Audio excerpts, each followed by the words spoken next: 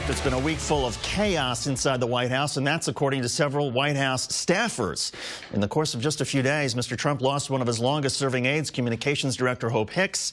His son-in-law and senior advisor, Jared Kushner, lost his top security clearance, and Mr. Trump continues to battle rumors of more key resignations to come.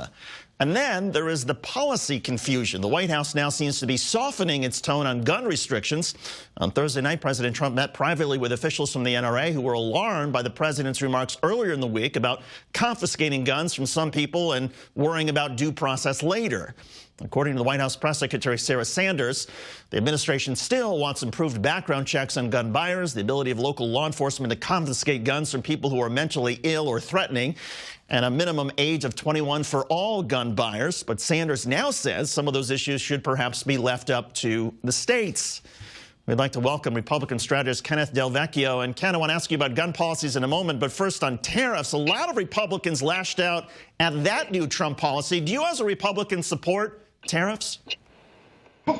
Why would I not support tariffs?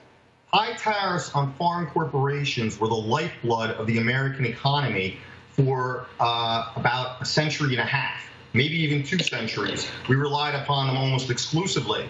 And economists agree that they cost jobs, and Republicans for the last several decades have said, no, we need free trade, that the way is for the entire world to grow, that tariffs are a bad thing. So why suddenly become more like Democrats?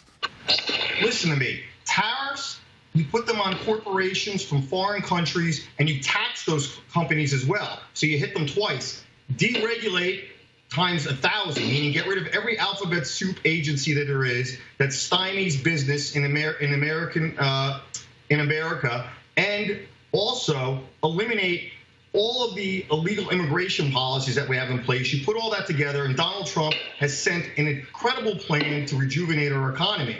Well, let's put aside the policy for a second and talk about also the process, because some Republicans this week said, forget about the policy. The president blindsided them on tariffs, just as he blindsided them on guns. Not telling Congress about this stuff in advance, isn't that a political mistake? No. The president isn't like some wilting flower. The president, first of all, he's got certain executive authority that he can carry out on his own. However, the Congress, being a different branch of the government, has its own authorities. The president has been trying to work with Congress consistently. A lot of these, the combination of the Hollywood boneheads, the pseudo-intellectuals, and the ultra-liberal wingnuts are gathering together with the fake news media.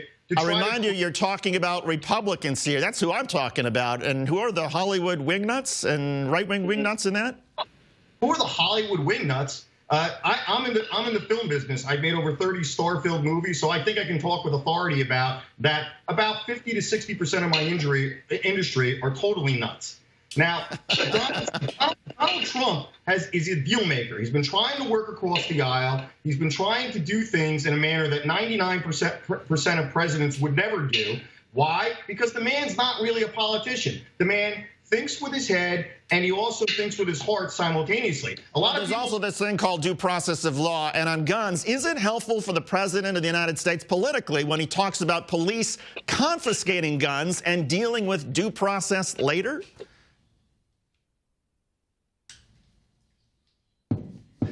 That was the question that caused the Skype to snap. I knew it would be that question over due process. In any case, the president said it this week. Part of the meeting with the NRA apparently the other night was so that the president could say, look, he was just trying to support states that want to try to be able to have the authority to go to a local judge in case there's a family member that identifies a member of their family who's crazy or who's threatening people.